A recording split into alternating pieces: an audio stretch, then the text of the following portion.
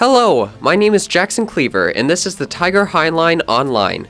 We have some great stories to bring you today, including a story on the miniature opera Amal and the Night Visitors performed at Wartburg College by Kellen Chenoweth, The Ban on Hoods in Our High School by Jack Jorgensen and Benjamin Rumsey, the Cedar Falls High School versus Waterloo West High School basketball game by Javier Azevedo Reed and Daniel Mitchell, a personal profile on the new school counselor, Mr. Eisenman, by Xander Groover, a podcast documenting the history of Frank Ocean by Javier and Daniel, and a personal profile of Madison Vetter by Kellen.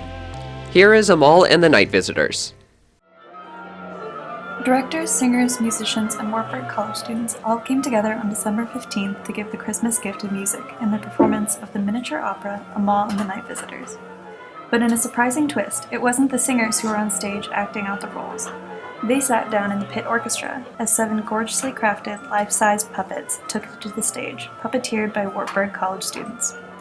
These puppets were commissioned by the British Crown in the 1960s, and after changing hands a couple times, have made their way to Waverley on loan to Wartburg for this very performance. The puppets do beautiful justice to the story of Amal, a tale about a poor mother and her crippled son, Amal, who are visited by the 3 kings on their way to visit the newborn Christ. Over the course of a couple months, a handful of Wartburg students were transformed into puppeteers and operated these intricate creations, giving them life. 2 students were assigned to each puppet. Britta Williams and Grace Becker operated the character Amal, a spunky shepherd boy but with a crippled leg. Ethan Beck and Gina Bowick operated the King Balthazar, a tall and mysterious puppet dressed in white. Jonathan Bance and Riordan Lujano operated King Melchior, a puppet wearing purple and gold, a sign of royalty. Lastly, Andrew Newell and Samantha Willis operated King Caspar, the tubby comic relief king, accompanied by his pet parrot. While many puppeteers had had previous experience acting on stage, they all experienced the trouble of conveying motion and emotion when using puppets. Well, because you can't use any facial expressions, every time the puppet moves, there has to be a purpose. Yeah, they always say like a big part of working with the actions of the puppet is just doing what you would do as a singer. That less is more when it comes to puppets. You don't need to move them as much as you think you do because people don't talk like moving their hands all the time. You really do have to treat them like they're people already alive on stage. You are just part of the puppet, because if you treat it as a separate thing, it's not going to look real, where if you treat it as like, this is just my hands doing this, it's really like you become the puppet, or the puppet becomes you. That you learn kind of how to appreciate just the way your own body can move and do all sorts of cool things at the same time. In addition, they also had to get used to working closely with another individual, as all puppets had to be operated by 2 puppeteers, one often controlling the head and body, and another the arms. And I've never had to work with another person on the same character. And you're worrying about other puppets on the stage that also have 2 people piloting them, and it's figure out what I need to do to allow them to do what they need to do. And I have to use one of the arms independently of her while she's independently operating the other arm and a different puppet. So it's a lot of teamwork. That moves, because there's some things that you want the puppet to do, but it's not really possible. You can't manipulate the fingers and you can't manipulate the wrist. You get a real quad workout, operating Caspar. His legs are like really stubby, and his torso sits very low to the ground. We have 2 rolly chairs that we scoot around in, and we have to be constantly moving them around so we don't run into stuff. Despite its unconventionality and challenges, all the puppeteers agreed it was an incredible experience and one they will carry with them forever. it's just that opportunities like this are like once in a lifetime. Surprising, I'd say, is the best way to put it. It's surprisingly warm. It's surprisingly heavy operating the puppets. It's surprisingly easy yet difficult to make puppets feel alive. It's surprisingly fun. Amal has, changed my life in such a big way. So I can't give enough credit to the Wartburg staff and faculty that have provided an opportunity like this, and it's been amazing. While puppeting may not be a commonly used skill, valuable lessons in teamwork and expression made this performance truly magical. This has been Kellen Chenoweth for the Cedar Falls Tiger Hiline Online, signing off. Here is the Hood Band. Earlier this year, there was a new hood policy at Cedar Falls High School which makes wearing hoods a violation of the school's dress code. However, there's more to this than just banning one of people's favorite pieces of clothing. Miss Deacon explains deeper in the reasoning how it could be sending a different message to the teachers. Safety and maintaining a culture of openness, I think. I think there is a idea that if a student has their hood up, then it could be sending a message, and we would just want to make sure that students are safe and feel safe all the time.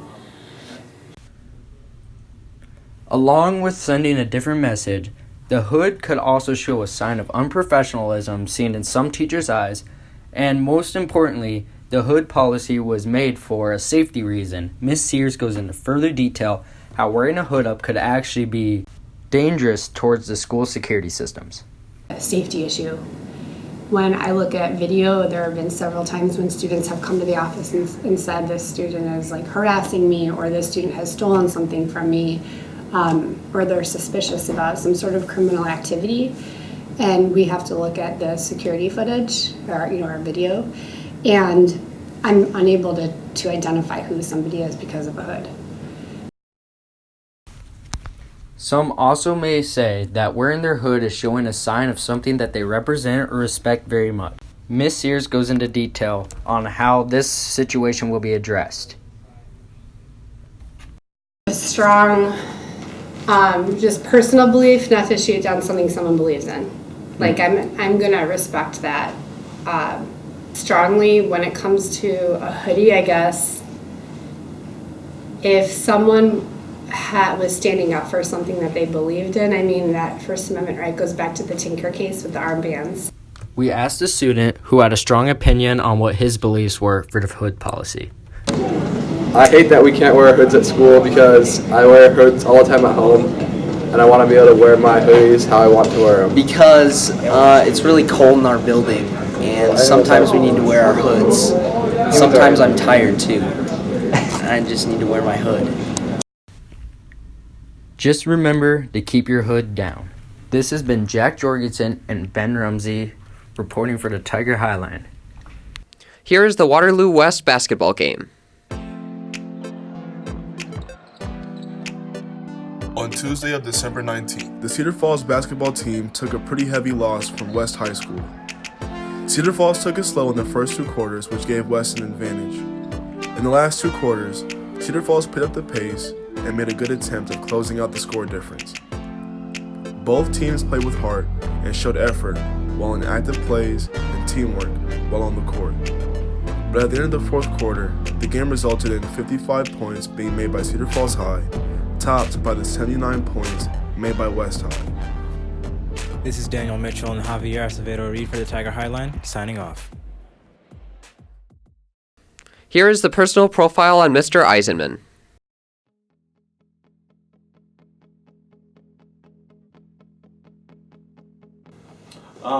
As a school counselor, this is my first year at Cedar Falls High School, and the last 2 years I was at a private school in the country of Kuwait, working with the students there.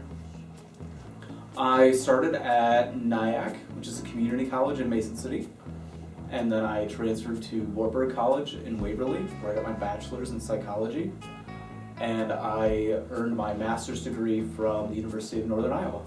So I really like working with students. I like helping students find their path for what they are wanting to do with their lives after high school. And I always knew I wanted to be in education. I just didn't know where or in what role.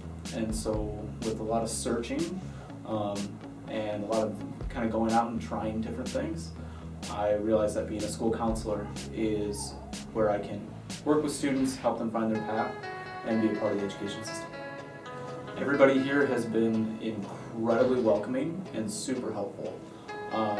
From students that help me figure out how the lunch line works, to teachers and administrators that have shown me the ropes and helped me become part of the team.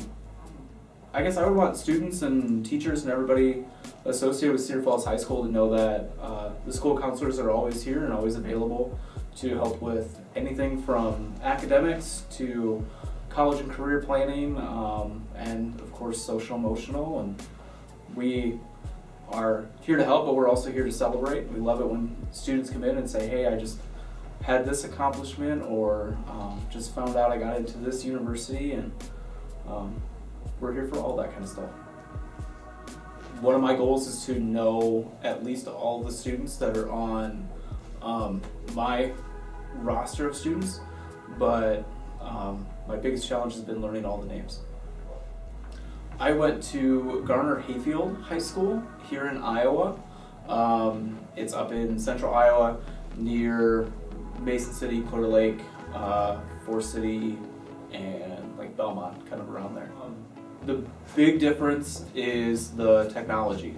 So when I was a senior in high school, it was the year before iPhones came out, and so looking back to when we had like the old school flip phones or no phones, to now where every student has a Chromebook, every student seems to have a smartphone, which has its drawbacks, but then also has a lot of positives in terms of communication and organization and access to information for students. I would say my biggest success so far here at Cedar Falls High School is that students feel as though they can approach me, and that they recognize that as part of the school counseling team, I'm here to help. It really means a lot that students feel comfortable coming to talk about anything and everything. Like I said, academics, college and career. That's probably my biggest accomplishment. Right now, my goal is to survive my first year at Cedar Falls High School. I plan to be here for a while, and so we'll kind of see what happens down the line. But my immediate goal is to make it to the end of the school year.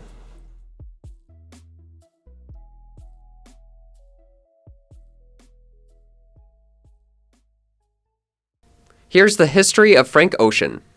Before becoming a big face of the general music realm, as well as any big opportunities came to surface, he was just a man with a talent, goal, and an idea. From self-released mixtapes to a signed record deal with multiple Grammy nominations, Christopher Edwin Breaux, or better known as his stage name, Frank Ocean, was born on October 28, 1987 in Long Beach, California. As a child, Breaux's family moved to New Orleans when he was just 5 years old, and this was a time where the jazz scene was booming, therefore consuming Breaux into the culture. In the early start of Christopher's music-making career, just after he graduated from John Ehret High in 2005, he then enrolled in the University of New Orleans. However, the following August came the devastating Hurricane Katrina, which left the region and Frank's then current recording facility in shambles, forcing him to decide to put his academics aside to take time making music. In 2006, to be able to fund his dream after just moving back to California, Chris began doing odd jobs such as mowing lawns, washing cars, walking dogs, and etc.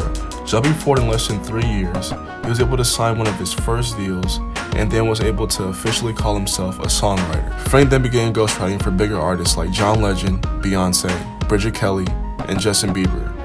Then pursuing on to find the next step, Frank wound up encountering a group called Odd Future through his friendship with Tyler Creator, a group who at the time consisted of big names like Tyler Creator and Earl Sweatshirt. In 2009, Frank met a man named Tricky Stewart, who was able to assist Frank on getting a writing deal with Def Jam Recordings. Although it was a big move, Frank further on grew frustrated and impatient with the label, and on February 19, 2011, Frank ended up releasing his first self-released mixtape called Nostalgia Ultra. This is a mixtape that was inspired by the aftermath of Hurricane Katrina that destroyed his home back in August of 2005. After the success of Nostalgia Ultra, the label tried to win back the progressive artist, and in response, Frank states, "Give me $1 million if you want the next album." Then, on July 10, 2012, Frank debuts his first studio album, Channel Orange, which in the first week sold around 131,000 copies. This is the first album which featured one of Frank's highest charting singles, Thinking About You. Finally, in August 2016, Frank dropped the visual album of Endless, and his third studio album, Blonde, on back-to-back days that has shot up in rows in the charts in both the US and the UK. Now the world awaits his fourth album yet to be released, and this came to surface after Frank released 2 new singles, DHL and In My Room, along with potential cover art for the album. Here's the personal profile on Medicine Better. What do you do? A lot of things. But I work at Cup of Joe, which is a coffee shop downtown, and it's fun and cool. And I'm a baker there. And when did you start? Oh, I've been working for like a year and fourth. About a year and 3 months. How many other bakers are there? I believe there are 5 other bakers. So Cup of Joe does all their own baking, except for a few items which are made by their cottage bakers, which are bakers that work at home. Is this your first job? It is my first job. I've never had like a summer job or like my parents paid me to do the dishes when I was like 7, but that's it. And what's your schedule like? I know with most jobs, it's usually like you're gonna work 20 hours a week. Mm-hmm. So how is yours? Okay, so just because of the nature of the job, so I bake. Most people think, oh, you work at a bakery, you go in super early in the morning, to do bread things usually. So I work all day, start at 9, and you work until you're done, really. So sometimes you can go all the way till 5 or 6. Sometimes, sometimes you go to 12:30. Like recently, New Year's Eve, everybody wants to keep their resolutions so no one's buying baked goods. So I was done at work last week at about 12:30. So do you get like a list and then you just work through it? We have certain things that are supposed to be made. Like you need 2 items to be in the fridge. So you make a fridge item, and we have a list of fridge items that we can pick from. So we look back what's been made in the last few days, pick something different, a pie, a cheesecake, anything that belongs in the fridge, and you pick a certain amount of wheat-free items. What kind of new stuff have you made? Like, what have you done that you've never done before at home? Everything. I've never made bread before, never made croissant or like bread dough, so like banana bread isn't a dough, but make breads like that, like poppy seed banana bread, stuff like that, pumpkin bread. And then bread dough, that's new, never done that before. I can make croissants, so like if you need some croissants, hit me up. Okay. I've never made anything that's wheat-free or vegan before, but those are kind of staples that Cup of Joe is known for, so that's something new that I've never done before. And I've never made a pie before. I've never made like tarts before, but now I can make fruit tarts and like crusts and stuff. Also, I learned how to make biscotti. That's also new. So basically everything is new to me, and it's also really nice because I've never had a recipe and then been able to like make variations upon it. I always make the same recipe, so that's one of my favorite things that I've learned from my job. Do you bake more at home now? I don't bake at all at home. My mom wanted me to take this job so I would stop baking at home because sometimes I would come home and stress bake like 2 batches of cookies and a cake or something. Oh my god. And so I've stopped baking entirely at home now because I have this job. So it's kind of an outlet too. Yeah, pretty much. What is something you've had to sacrifice for this job? Sleeping in on Saturdays. Most people want to do things on Saturdays. It's also kind of hard to balance it because all of like the extracurricular school activities, sometimes choir things, they're all on Saturdays. Does what you're doing right now play into what you want to do in the future? Well, my mother says someday she wants to open up a little coffee shop, so it could. I like to bake. Baking and cooking is a stress reliever. It's very nice. You work hard on something and it tastes really good when you put it in your mouth. So I hope to bake in my future if I have time, but not for like a job or anything. What do you think you gain by baking at Cup of Joe that you wouldn't gain in like a normal retail job? I mean, obviously I learned how to bake. Most people who work at like Kohl's or something don't learn how to make a meringue or anything, which I also now know how to do. Oh my god. Another new skill. It helps me like prioritize, I guess, because I care about the people that I'm working with because there are so few of us. We do, I think, get closer. I mean, as a whole staff, even like with the baristas downstairs, like there are just so few of us. Do you think it's valuable for teens to get a job, to get that experience? I have very mixed feelings about this because I do have a different job than most kids my age. I got lucky. I got to work at a place where people are very nice and very understanding. and working like retail or food service is totally a different ball game. And so honestly, I kind of fear going into the workforce because I haven't like experienced like the whole, you know, it's a chain of a whole bunch of people, and they don't really care about you as an individual. They care about the work that you're giving to the company, right? So honestly, if I was like saying you should get a job, I would say probably go into something like retail or food service or something like that. Not experiencing the other half of it kind of puts me at a disadvantage almost. Like There's a sheltered aspect. Yeah, because that's probably, if I get a part-time job in college, that's probably what I'm going to have to do. And you know, everybody my age has already had one of those jobs, and they know what to expect, and I don't. That sort of thing. I may not want to get up at 8 o'clock on Saturday after I've been awake, you know, for a very long time. But I also care about these people, and I care about my job, so I'm going to go do it. I'm going to be happy about it because I do genuinely like baking.